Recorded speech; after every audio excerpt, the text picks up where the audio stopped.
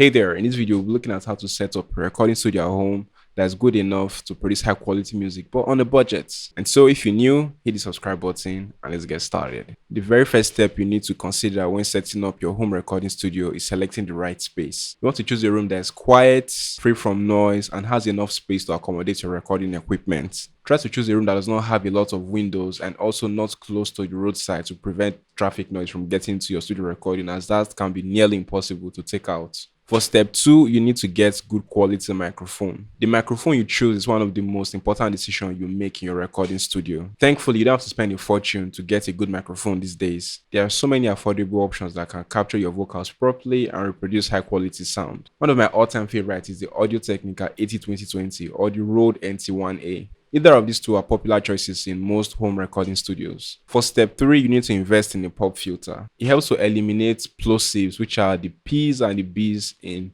words that you pronounce when you sing or when you rap. For step 4, you need to get a good quality audio interface. An audio interface is a device that helps you connect your recording gear, your microphones, your speakers to your laptop or your computer. These days, you can get away with pretty much any audio interface for your vocal recordings, but I would advise you stay away from off-brand or no-name brand audio interface. All right, for example, a popular choice for audio interface that is widely used by most recording artists and musicians is the Focusrite 2 i2. Or you can get a more budget-friendly audio interface from Behringer, the UMC22. Now for step 5, you need to invest in decent pair of headphones. A good pair of headphones is essential for you to properly hear what you're recording. And the reason why you should go for studio-grade headphones is because they typically have flat frequency response, and what you're hearing is most likely the authentic and real sound. And one of the popular choices for headphones in most home studios is the Audio Technica ATH M50X.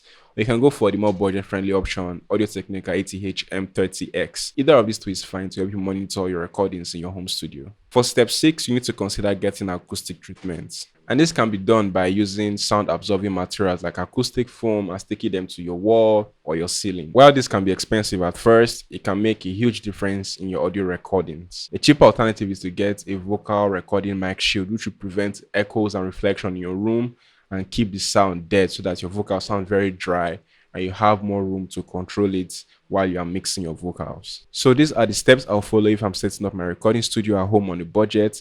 And other things to consider are investing in quality microphone cables so that you do not have hums and buzzes from cheap cables, okay?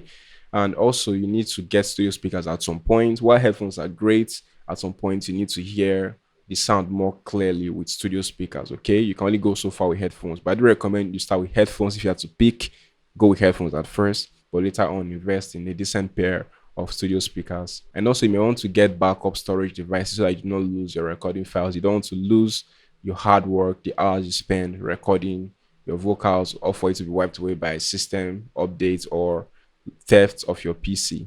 So try to invest in storage devices as well. So if you find this video helpful, hit the thumbs up and subscribe for more tips and tricks. Cheers.